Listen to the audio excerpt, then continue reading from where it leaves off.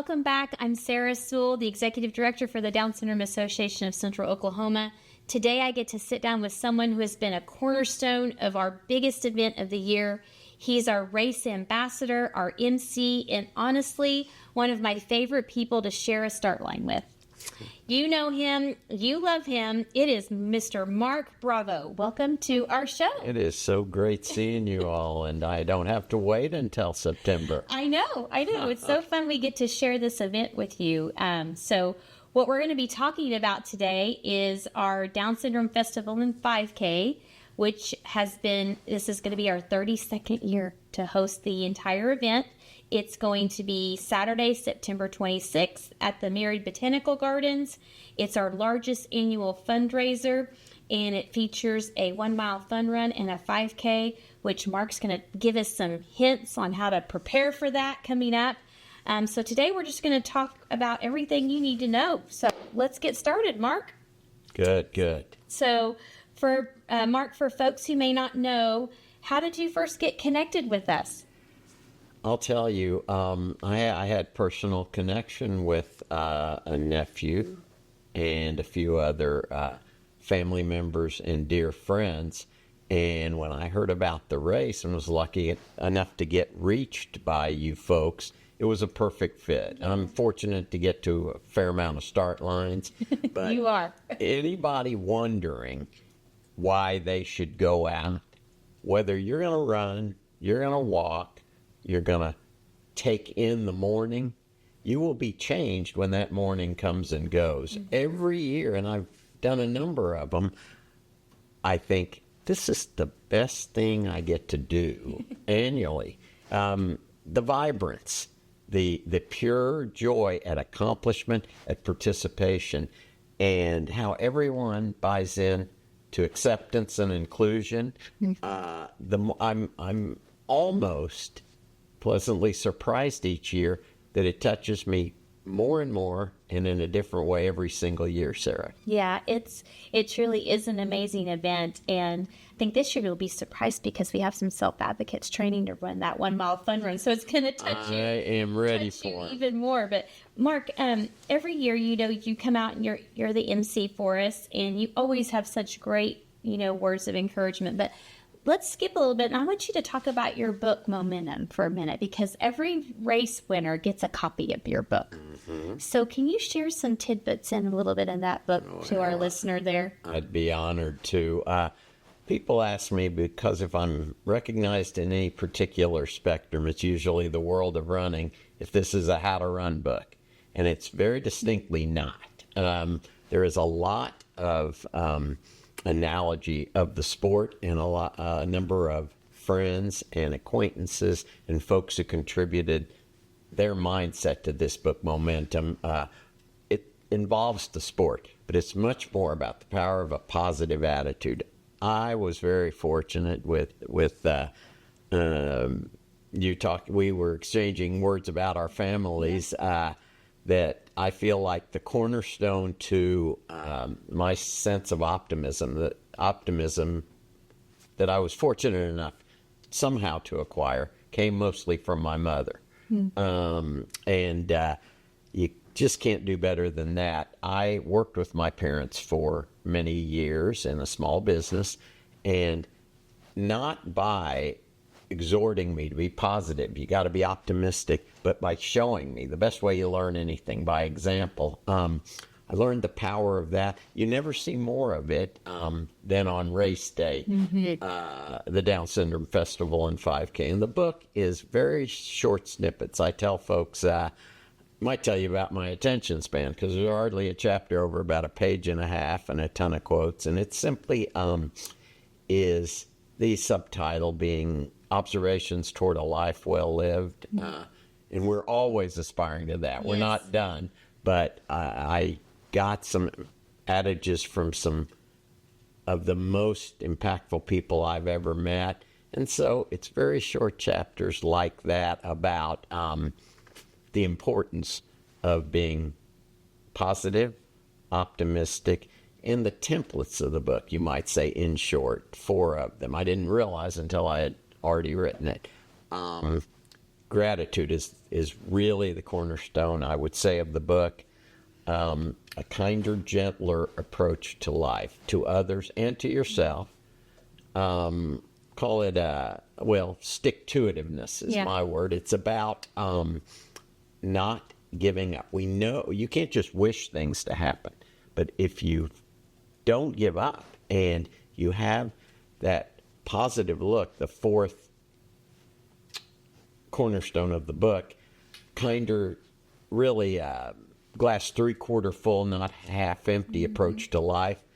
It doesn't make some days even nearly come out even, but I guarantee you, Sarah, you land back where you want to be quicker. And it's like anything else, like physical training. As a coach, we know you got to repeat what you do, and it's not a linear process. You don't gain every day, and sometimes you don't know when the breakthroughs will come. But through stick-to-itiveness, you always will have those breakthroughs. The same thing with attitude. You work on that, and it becomes a default.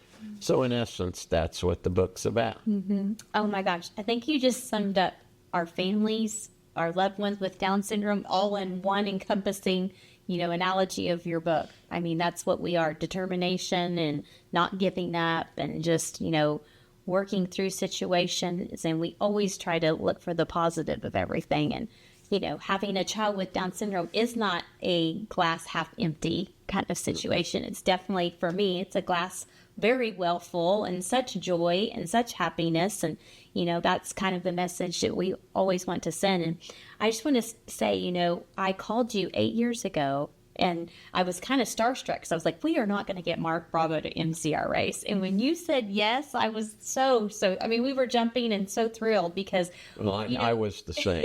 In Oklahoma City, you're kind of the race guru. You're the ones that know, you do the marathon, and just to have somebody of your expertise to share a little bit of your insight and running abilities with our families, it truly is very special to us. But, just kind of going into that... Well, Sarah, that's kind of you. Very quickly, I just wanted to say, because I've experienced it so much, I've seen you share it with the world and others do the same. I can't imagine there's a family whom has been touched by, say, a Down syndrome child, who is not immensely more grateful than and more joy-filled than if this had never happened. It doesn't mean it's an everyday easy plight. Right. No, it's not. No. But running isn't either. Right. You're training, and I feel like that's what we're always in training. If we're fortunate, we're always in training, one way or the other.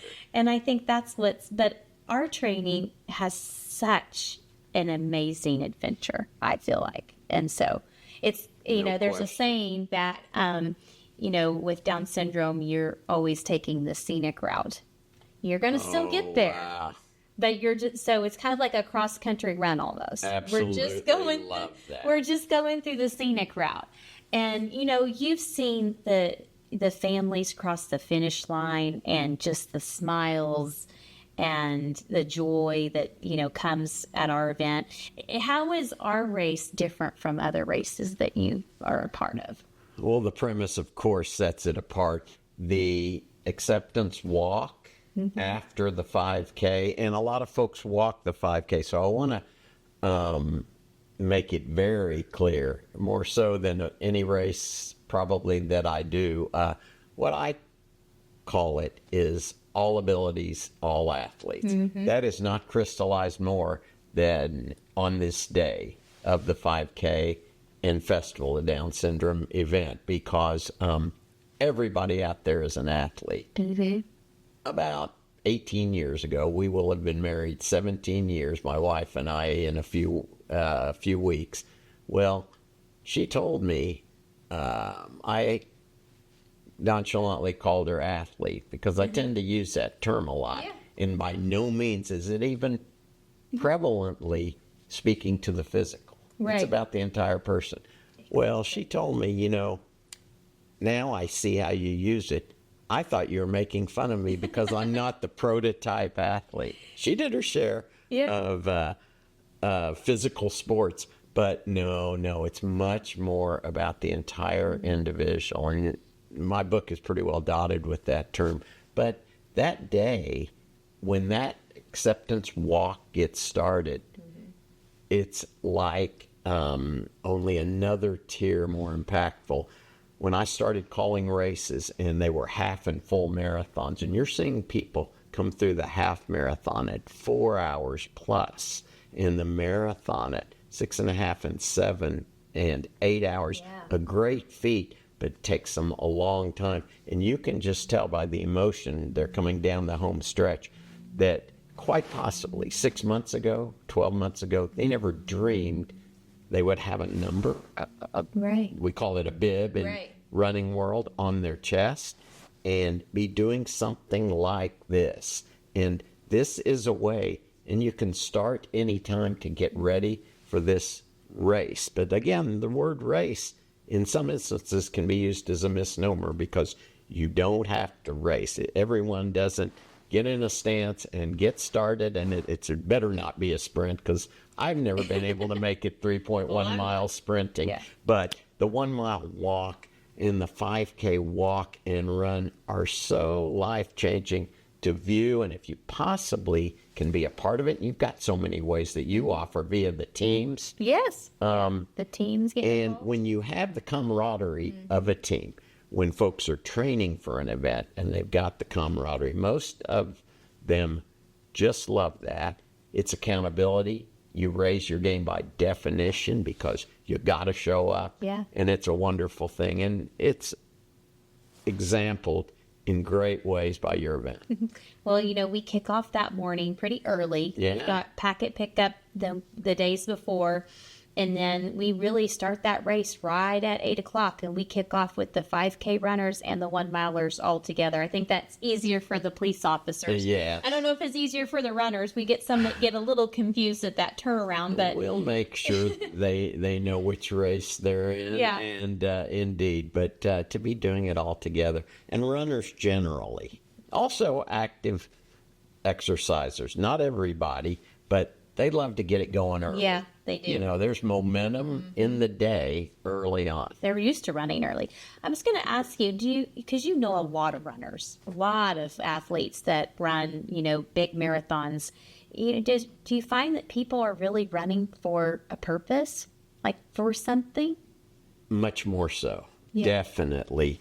Some are going to run anyway, and there are a lot of great causes out there, but there are really seminal causes that strike communities in a larger way. This is not putting a ranking on them, but it's just that simple. We know Down syndrome does that because whom of us are not touched by it? If we're fortunate. So the cause is that much more so. And that's another reason to pick anything to do to be part of it. The 1 mile, some of those 1 milers will run.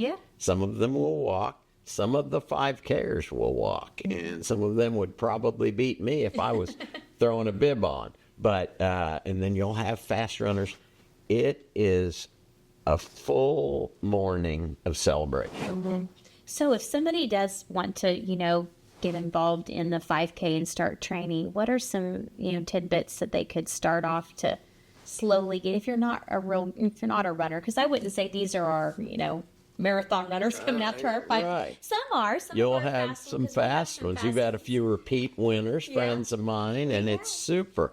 But what you need to know, if this is going to be your first foray into an event such as this, I'll tell you what, it would be about 1981, but that's when I was asked by a friend, and I was, by my great physical stature, you'd never know, but basketball was my life. And I could play, and when you're that age, you can run forever, it seems. I was asked by a friend, we were running some, you want to do this 3 mile and 6 mile. They weren't even called 5 and 10Kers very often then. It wasn't metric. I thought that's very nice of him. I think the first 3 miles I'll do just fine because I was running near that. The next 3 miles might take me all day. And I wonder what happens will everyone just be standing at the line laughing if I'm the last Oh, I doubt place it. finisher? Well, all I can assure you, Sarah, and you've seen it before, and I'll make sure it happens. Your last finisher will probably get more cheers than your overall winner. But don't worry about any of that. So, in short, to really answer your question, the key thing, and I always said it at OK Runner, that's how we greet folks. First, you ask us, how do I start this? I want to get moving. Not too much too fast, because the only thing that will deter you, you made the big move by the desire, and you're making a move. You're getting the right footwear. You're thinking about the plan. But the key is not too much too fast, because that's the only way that you can. Well, that is the way that your injury ratio ramps up. Okay. And there's nothing more debilitating than an early injury. It's like, is this always going to be this way? Mm-hmm. So you move up in mileage, and this can be walking, and a lot of folks who want to start running, the walk-run approach is a great way to raise your game. And there's no right way. There's not 2 minutes of running, 30 seconds of walking necessarily for everybody. It's little trial and error.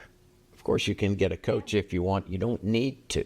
Just if 30 seconds works running now, walk in short walks are amazingly beneficial. 30 seconds will do a lot for you. It might be as you're running more, you might make it a minute.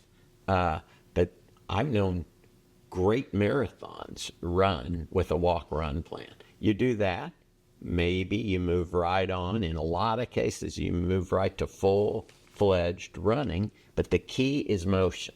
That's what's going to build your momentum, and then sky's the limit. Okay. Yeah. That's pretty incredible. I know we do have a lot that do the walk-run method at 5K when there's families that are coming out, and a lot of them are pushing in strollers. Love it. That's challenging. And we got some four-legged athletes out there. They have their puppies with them too, which is a lot of fun. But I always imagine, gosh, it must be so hard to push a stroller and run at the same time. I'm not sure I'm coordinated enough to do that. I imagine it too. I've got great friends, and there are great organizations here who do that for every distance of race. They're just looking for an extra challenge, which is great. What a lot of folks were. And the thing is, when you get an event that has this kind of meaning, it keeps you on point. And it doesn't mean, don't let it discourage you if I just can't run today, I don't feel like it, or life inevitably will get in the way. Don't torture yourself. You come back, you rearrange, and you don't have to make it up. You just get back on the horse, as the saying goes. And truly, you never know where you'll land, because the finish line continues to move. I never dreamed, why would I want to run for hours when I can play basketball? Well, your vision changes as far as what sounds good to you, and I'm grateful I found it. And I'm really fortunate that I get to extend my connection to not only to the sport, because the sport's great, but it's the people that keep me coming back. How many marathons have you ran? I ran about 50 marathons. Oh my gosh. Now that's a lot of miles. We're 20 years since the last. I was very fortunate. Next year, when the Memorial Marathon comes around, I don't get to run on Sundays because I enjoy too much what I do with the marathon. But the doctor was very cooperative, and 2 days after the marathon of 2007, I had a hip replacement. And it's different for everyone. I decided no more marathons, but my big goal, the reason I'm making this personal is because everyone can find, and usually does find, a different goal if you'll just get started with it. It could be to tell about your experiences, and mine was, I'm not going to quit running. This won't take me out. I'm going to be wiser about it, because a lot of doctors say you're finished. And I was I was maybe young for a hip replacement, but it's been a wonderful 20 years, and we're still And still good. getting out there. Yeah.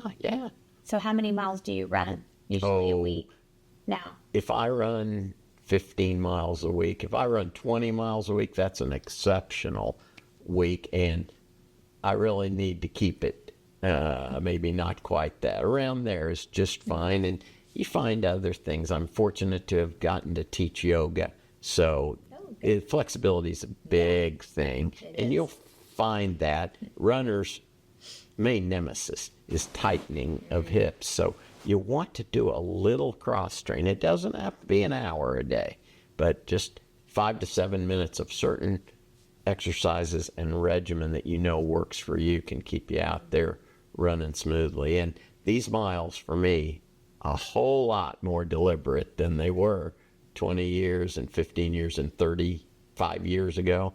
But they are at least as gratifying as when I could do them a whole lot faster. And we'll have, speaking of stretching, we're going to have stretch lab at our events. Oh, yeah. You can They're get stretched super. before or after. Yeah. And we'll have select physical therapy there as well to maneuver any manipulations that you might need after the race. That's super. So, You may just develop an gonna stretch. addiction to the stretch. Yeah, I always try to get over there. If I get over in time, I ask that they administer to me. yeah, because even standing for the long periods of time can be a lot. And in my advanced stage of life, you know. Mine too. Right. I don't know, but yeah, we'll have those there as well as, all of our race swag, and everybody gets a t-shirt this year and our medals. And we're actually going to try to maybe do something fun for our medals this year, because I love it. those are always the big selling point. Yes, it's about The the prize Yes. these days. Yeah. Yes.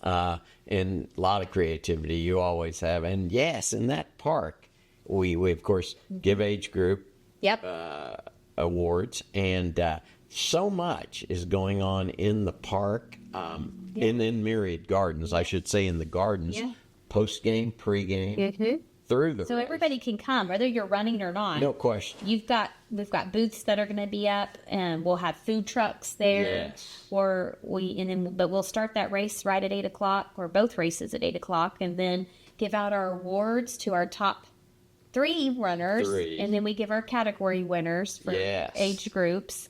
And I think we're adding the 0 to 9 this back. Oh, this that's year. cool. So You are finding more little at kids that running. age who are doing it. And I'll tell you, it's never showcased more, Sarah, than on this race day.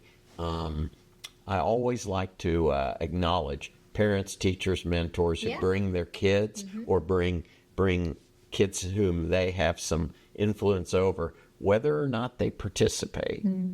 There is a much better chance they'll do some form of this, which is motion for a lifetime. And motion is great for Down syndrome advocates. Early for on, too, like everybody. encouraging that, youthful approach to whether your kid enjoys just walking, running, riding a bicycle. But we have been asked if we could ride bicycles. I don't think we can do that yet. Not Might be a safety issue for some of our runners, but bring your pets for sure.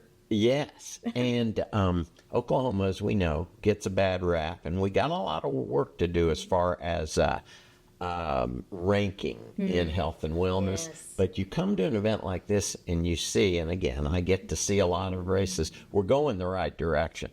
That's another thing that's very uplifting about this day.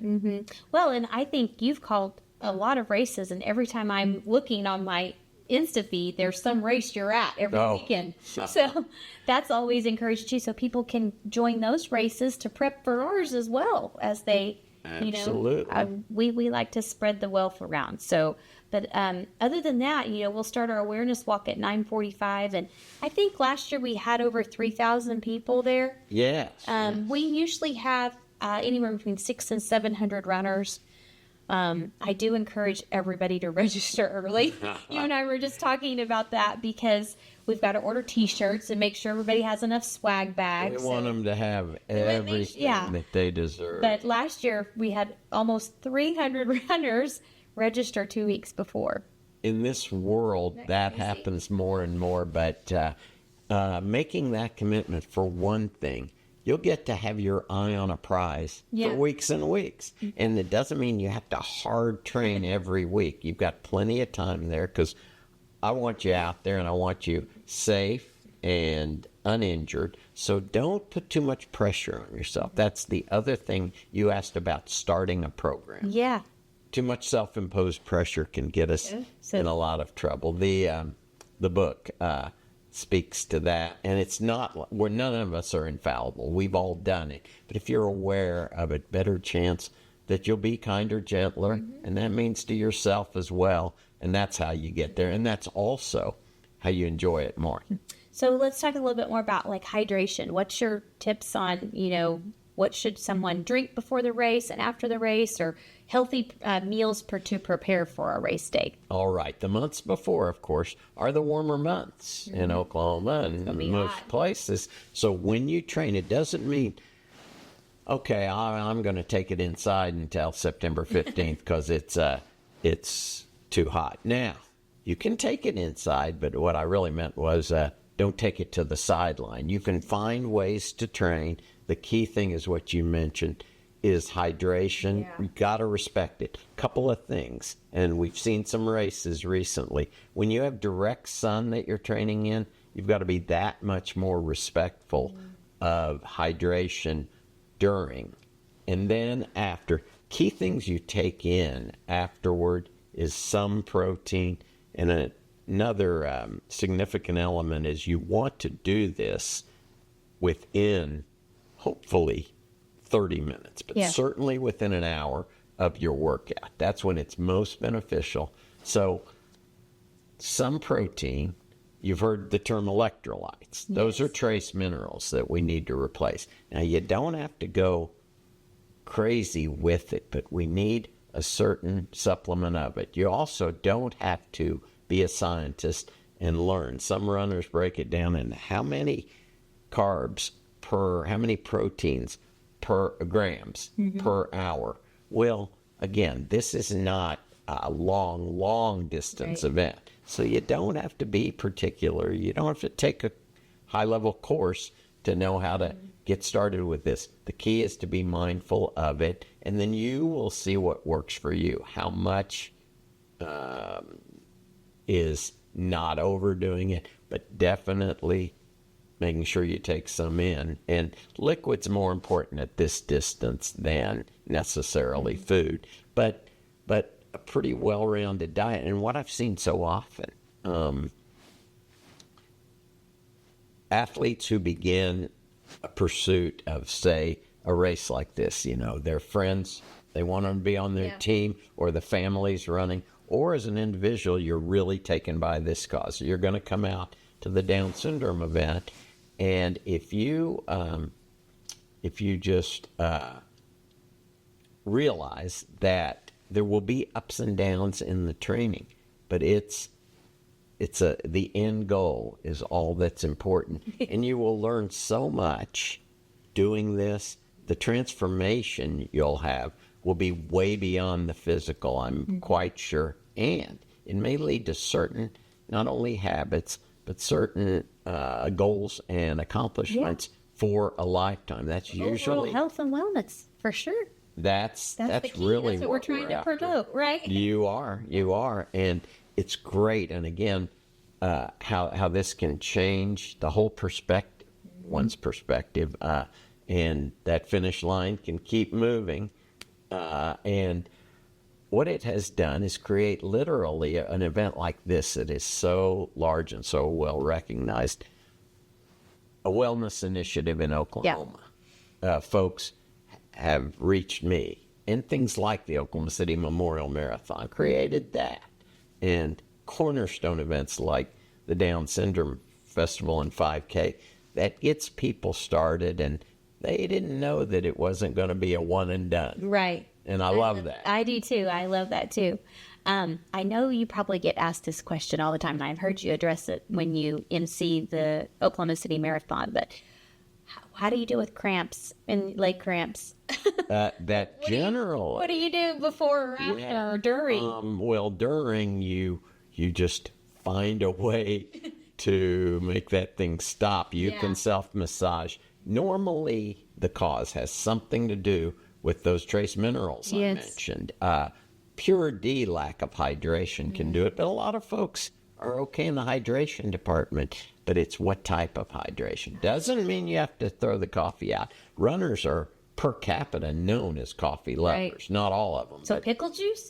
Pickle juice is great because that is simple salt. Yeah, maybe we should have some pickle juice at the end of our race. Wouldn't hurt. Yeah, maybe we should change up all of our snack options. And you know, Do runners like the pickle juice? They do. They do. We had a ton of it at OKC. Pretzels are big. Okay. The most legendary, dear friend of all of us runners and many other people, Dr. Tom Caniglione in Oklahoma City, the first noted running coach, you might say, running doctor, really. Yeah, right. Every one of my processes physically, and there's been a few. But Dr. C is the man first. Well, he loves pretzels. And you've got to see how they work, because I have at times used them, but sometimes they create, it depends on where you are. If you're 22 miles into a race, the salt can help, but if you haven't been hydrated, they may just make you dry out a little more. So the key, and I would never question what Dr. Caniglione says, because I've used all of his advice. But the key is to see what works for you. It's just like, what is the right shoe? What is the right flavor? If you're maybe drinking Gatorade, Powerade, and you don't know something that might mess with your stomach, or the goo packets, which we've all seen. Yes, which have really gone through an evolution. I was almost too long time a runner to ever use one. You not as importantly now, but back in the day, you needed to have water with you. And the one time I was going to take one, because sometimes I don't want anything but maybe a beer after a marathon. And other times I could eat the bark off a tree. So I was really empty. I grabbed the goo, and back then it was really pudding-like. Yeah. And I wasn't astute enough, maybe it was the miles I had run, to realize I have no water. And you basically couldn't swallow it. Now it's swallowable without, but don't try new things on race day. Okay. This is for any race. Try what's tried and true, because not only you're not going to get a big negative surprise, but you're going to have confidence in your plan. And if your plan is coming together before that run walk even starts, that confidence, you can't describe how important it is. I love how you have all these little tidbits to share about running, because I think some people just get out there and go. Yeah, and some of them thrive that way. Yeah, they do. But I'm more of a let's practice and work up to things, and because I don't want to get injured at my age, especially, and then tear something. Yeah, and along those same lines, I tend to tell folks I wouldn't run the way that I would never coach the way that I race. Yeah. But that's the way it is. Maybe you want to do a little more of what I say than what I did. Yeah. But things I think evolve. that's typical, isn't it? Yes, To anybody. yes. So let's talk shoes. Okay. What do you think of shoes? What's the best shoe to get? There's not a best. It's the best for you. But the key thing when you go into a professional, professionally staffed store, the reason you're doing that is not for them to tell you, go buy a Brooks, go buy a Hoka, go buy a Nike. They're there to instruct and guide you to the right department of shoe, whether it be what we call stability, if you have particularly flat feet. Yeah. And that means you are pronating. The arches are pretty broken down. Yeah. You probably want some level of stability that keeps you back level. Keeps you, it's bowling alley with the bumpers up. You want to stay in the lane. And then you speak to what level of cushion you want or need. Some people don't like massive cushion. Hoka got a great reputation for highest cushion. Yeah. Now, that's the trend now. 15 years ago, it was as minimal as possible. Yeah. So the trend will change. But you'll develop what you like to use. And then, for instance, what we do at OK Runner, and probably most professional stores will do that, we like to take a smattering of the same department of shoe. Mid-cushion neutral, because I have very little form left. I don't lift my legs like I used to, but I happen to be what we call neutral, not stability. You go through a little test. We mainly do the eye test, but some places do more of the 3D treadmill. We have that. We just like to think it validates what we said, and we're a little more old school. But many valid places to go. And the key is not to be in the wrong type of shoe. You're not going to worry that much unless it's important to you about brand. If one just works with you best in color, we use Color. You never, yeah, of course. That's important. And you never want me to be leading your style pursuit. That's not a forte of mine. But it's just getting a little bit of instruction. You don't necessarily have to do that every time. You'll go in the next time and maybe ask what has changed that I should think about. Well, nothing. Well, still, I want to show you 2 or 3 shoes. Number 1 might be great. 2 or 3 might just be greater. But it is important. It is important if you're going to spend much time at all, that if you are possibly able, you seek a little bit of diligence up front. So same with socks? Socks, no socks? Socks can be. Compression socks? Those are all idiosyncrasies per the individual. What is becoming pretty key, we know, and I will tell you that 30 years ago, I wore anything in front of me and worked pretty fine. But to avoid blisters per capita, if you wear a blended sock that is not all cotton. Cotton, yeah. Yes, or if at all cotton, and they've got to be well fitted. I mean, you don't have to go through a big fitting thing, but if they're some like really form fitting, so snug is fine. If there's, as you say, movement, that can lead to classic blistering, and we all know that at some point we've experienced it's like something moving in our shoe. It might not be a rock, but it's hard to get it off your mind. Yeah, I totally get. I know one year I ran the half marathon. I wore some really thick socks. It was the year it stormed. Oh, and with those socks got kind of heavy. But it was kind of nice because I didn't get blisters.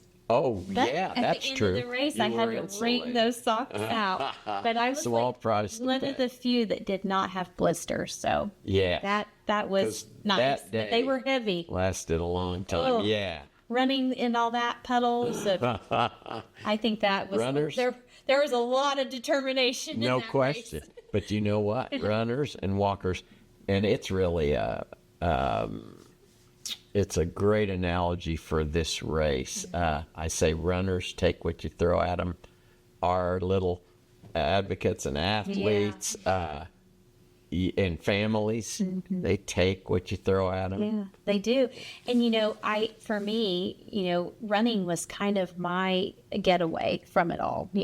It really helped me, wrestle through the advocacy. You're in the perfect place. And the things that I was juggling all the time. So it was kind of my outlet. And I don't run as much like I would like to anymore because I've got some neck injuries. But other than that, it was kind of my way to think through it all, come to my peace, maybe even plan for the next step. But and I know that's why people run. That's why they walk too. They're no question thinking out all of their things. But I think the one thing I get, and I've seen this at our race, people have that emotional connection, and they cross that finish line in tears. Oh, and I know exactly what's going through their mind because. Years ago, I thought, well, Kirsten's never going to be able to cross this finish line like I am.